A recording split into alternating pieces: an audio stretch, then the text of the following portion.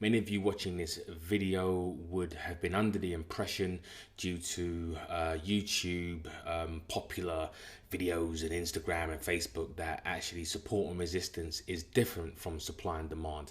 And the only difference is really the way that you actually trade the zones. But the support and resistance zones are actually past supply and demand zones, and I'm really going to get into it in this next maybe 5-10 minutes with an example as well. I'll use probably gold, recent gold analysis to really kind of highlight the point. So first of all, what we have to do is really understand, supply and demand versus support and resistance. And again, like I said, it's just a difference in really how they're approached. So what we have to do is, first of all, when we're looking at supply and demand, is we're understanding value, right? So typically, this is how traders will draw, or this is how I draw anyway, and understand supply and demand. Yeah, so supply and demand is higher highs and higher lows, where this area here is going to be an area of demand, because if we take this first leg from this low, yeah, to this high, this is where demand started, yeah, and this is where supply comes in, because prices cannot go past a certain price point. So let's say, for example, that's price and that's time, and we're on a price chart, yeah, whatever price this is, yeah, let's say, for example, it was 5, yeah, at this point in time, this was seen as an expensive area, therefore prices couldn't make its way higher. So then traders probably started selling, taking profit. There was more supply here than demand, than buy orders, yeah. So this is where all the buy orders were, more demand, more buy orders, prices go higher, until the imbalance in supply and demand, where there's more supply here, right? Traders not seeing this as an area where this is an absolute bargain area. They're seeing that as an expensive area, right? This is expensive, yeah, and then profit taking, etc., goes on, yeah. Now when prices start to fall, obviously there's more supply orders than demand orders. But when you get another leg higher, so many traders recognize this as higher highs and higher lows, so buying starts here again, yeah. So more demand starts here, buying, and as prices make their way higher, yeah, when it goes past a previous expensive area, yeah, previous expensive area, what was considered expensive here, because we know that for a fact, because prices couldn't push higher, buyers weren't willing to buy at this, this price point, whatever this price point is. But if later on prices do something like that, yeah, they go higher, then this is then seen as a potential strong area of demand, because this is where the origin of the move was, in the same way that this was the origin of the move that made the move higher, yeah. So when we're looking at trading supply and demand, it's always higher highs, higher lows, yeah. This drop based rally based drop thing is something different. When we're looking at price charts, it's always about higher highs and higher lows. This is what we need to determine. This is what makes sense, yeah.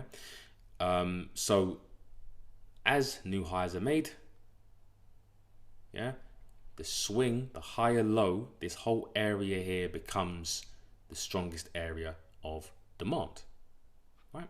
Now, with support and resistance, how traders will trade support and resistance is pretty much a similar thing, where you get higher highs and higher lows. And what traders will look at is a previous area, yeah, of what is known as resistance, yeah, and then looking for the for a pattern here, right? So this was a previous expensive area here, and so traders are now looking at trading the under, well, they were trading the underside of that, and now they're looking to trade the other side of that, because this is what resistance, as we're taught, should turn to what? Support. Yeah, this is going to be support if obviously prices are actually supported, but in anticipation of that, that's where traders are looking to trade.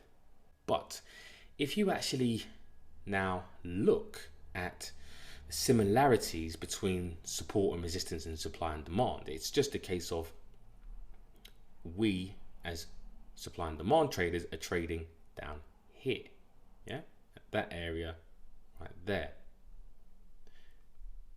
So if we're looking at this being bargain area or the cheapest area, and we know that to be true because buyers were buying and buying and buying, so much so that even at a previous expensive area, prices went to the upside. Yeah, so this has to be the most recent bargain. When traders are looking at buying here, they're actually not buying in the best place, are they?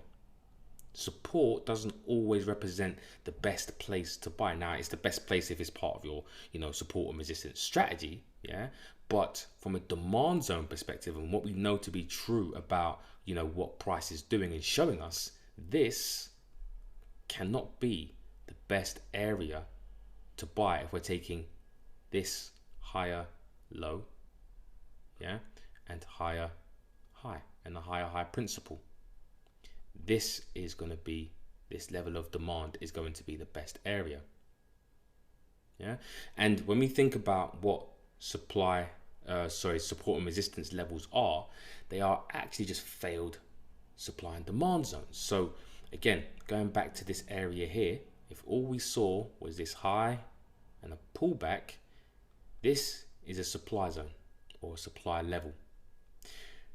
And then when prices come back to it, yeah, so it didn't work here, but when prices come back to it, this was a failed supply zone that turns into a support area, or what traders would term support. So it was failed supply. And that is all support and resistance levels are. Yeah, is that they are past supply and demand zones that have been projected into the future, right? That have failed to work, and then traders are just trading the other side of that area. Yeah. But also remember, the most important bit is that while traders who tend to trade support and resistance areas, yeah, are getting in here, the most important thing is that if we're taking this as an expensive area, higher highs, because prices couldn't push higher than whatever this price was here, but the origin of the move up, yeah, the higher low, is a proven bargain area, then support and resistance isn't always the best area when we're choosing bargains, because everyone knows the mantra, the cliche, buy low, sell high. Is this low? Sometimes, a lot of times, if you guys know about Fibonacci, you're pulling a Fibonacci from a low to a high. You're choosing a leg, aren't you? Choosing a swing, right? And all Fibonacci is just looking at the discount. So sometimes you get a 38.2% discount. Some traders will look at the 50%. Yeah, this might be 50% discount from the high to the low. That's why traders trade pullbacks. And that's not to say that support and resistance doesn't work. Of course it does. It can work. And it does work on a price chart. But if you're looking at buying at the best areas, you want to look for the bargain basement. Even the 61.8%. Yeah. Fibonacci is a nice discount. It's a very nice discount, but it's not the best. If this was a bargain here, yeah, and prices make their way down to a demand zone, then that's going to be the best area to look for a buy trade, if we know fundamentally, because prices are driven by really three things: fundamentals, risk sentiment, yeah, so risk sentiment, risk on and risk off, and liquidity, right? Outside of that, I don't think there's really anything that the market's driven by. Fundamental analysis, which determines value, risk sentiment, safe haven plays, and risk tolerance, and the amount of liquidity that there is for prices to move higher or lower. Yeah. So what can we do? Right. What can we do to potentially trade both at the same time? So combining support and resistance with supply and demand zones. That's really what we're looking to do.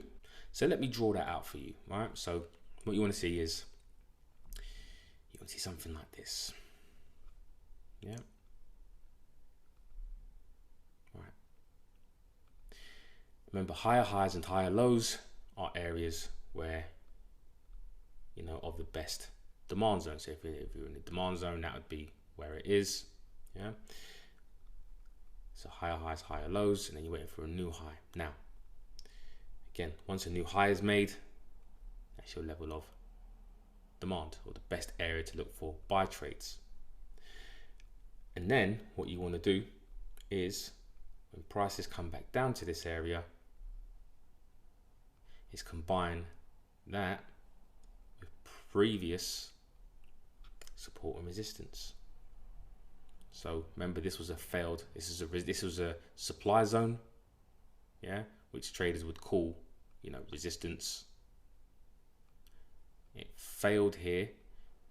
Traders would normally get in here, not supply and demand traders. We're looking for proof, right? Proof of value first. We need the market to prove that there is strong demand here. That's what we want. I mean, we can only do that if prices start to make new highs, or what would be considered an expensive area.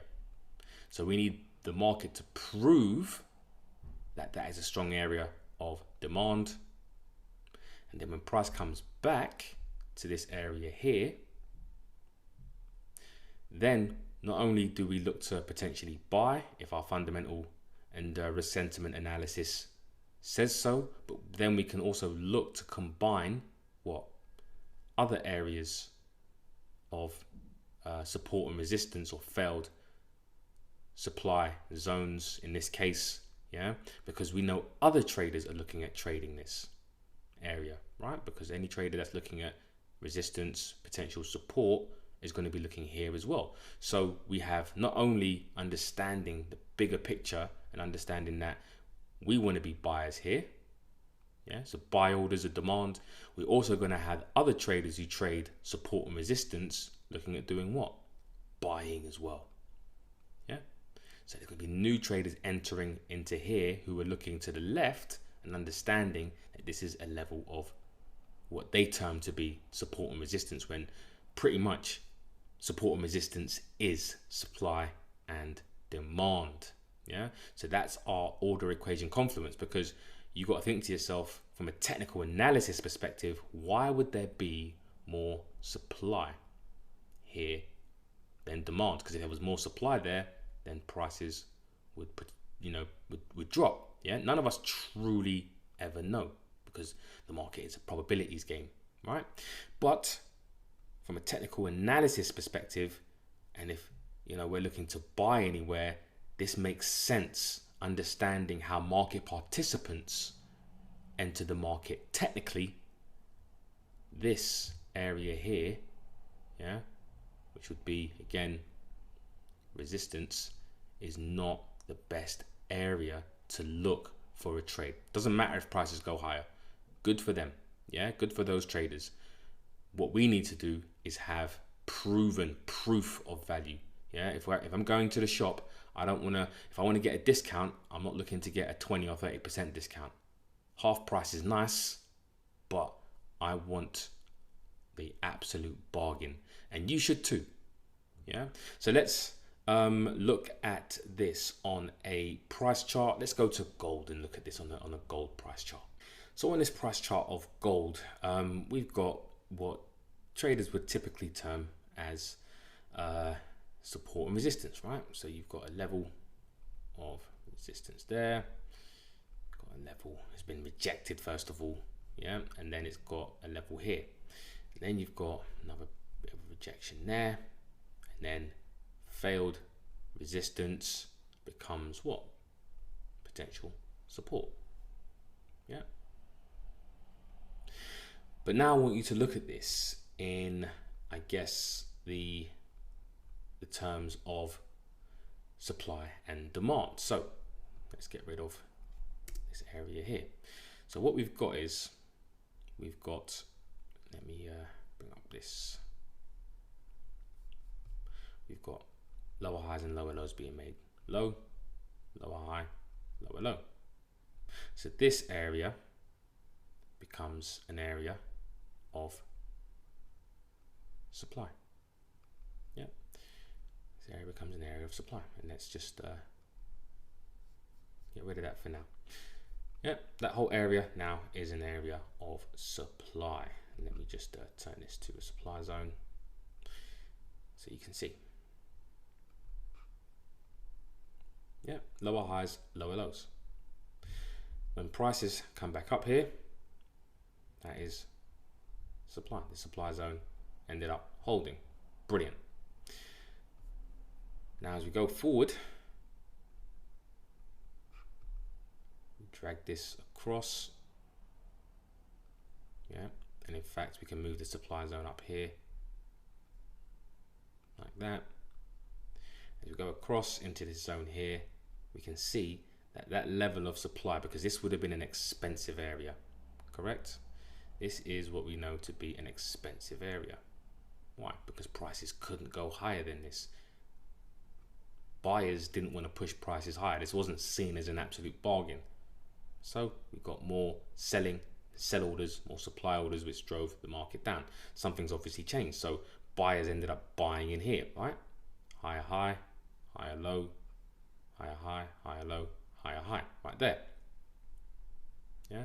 At each higher high that pushes prices higher, we have to say that that's a potential bargain. That is a potential bargain. That is a potential bargain.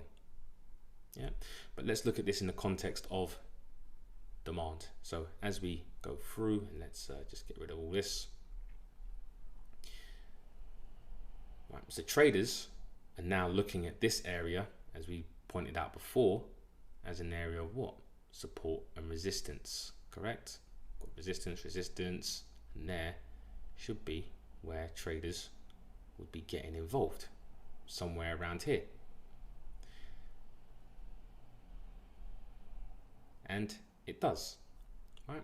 Now, we don't necessarily have the strongest area of demand. There is definitely demand here because there was buyers here and prices were moving higher. Yeah, so there is some demand here. Is it a strong area of demand? No, not yet.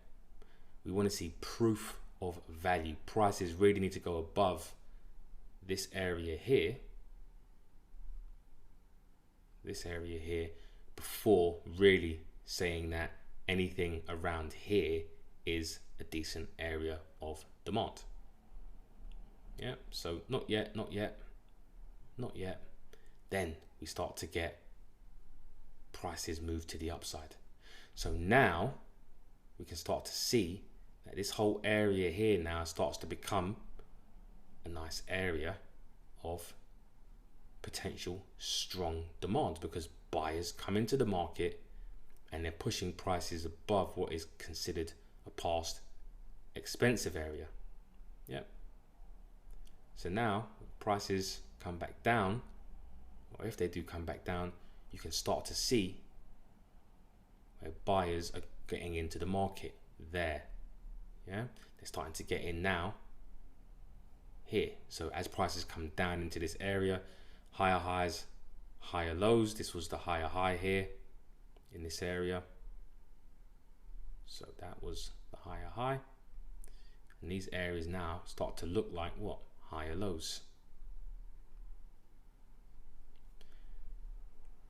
So then when prices come back down into these areas, this is where you want to look potentially to get long, because it was a proven bargain here back in April, which led to a new high. So now it's about trying to get involved in where we are currently today. Yeah, with the combination of what? Resistance, resistance turned to what? Support, support. So this was a past supply zone, past supply zone that had been, if you take this area here, sorry, yeah, that had been projected into the future and is acting as what now? Support. So whenever you see anyone else talk about the difference between supply and demand and support and resistance, this is the definitive video. You probably won't find anything else like this on YouTube. My ideas are my own, original, and if anyone has the same idea, then great for them, but this is original thought, and this is what makes sense to me logically, and is what has made sense to me for a number of years. Yeah, so there is no difference. The search is over. You don't need to worry about it anymore as far as the difference. You can trade both. A lot of traders tend to say one or the other is better. One isn't necessarily better than the other because they're both the same. It's just the approach and how you look at the market. Yeah, and why there's likely to be more demand here. Yeah, so why is there likely to be more demand in this area? Because first of all, we know that it's a bargain area because we made a new high. Yeah, made a new high. So potential bargain. We as supply and demand traders are going to get in here, but then you've also got the added confluence of support and resistance traders who are looking at that level, looking to the left, and looking to get involved in here as well. So more buying. Yeah, I must add a caveat to this though, is that the more a level is touched, the weaker it becomes. Yeah, the weaker it becomes. So what you really want to get involved in is the fresher areas of demand. Yeah, fresh areas of demand, first areas are the best areas to look for buy trades. The more times, 3-4 touches of a level, the less successful, or the chances of success it actually becomes, and you can backtest that if you want to. Anyways guys, that brings me to the end of this video. Hope you enjoyed it, hope you found this useful as well, and until the next video, take care.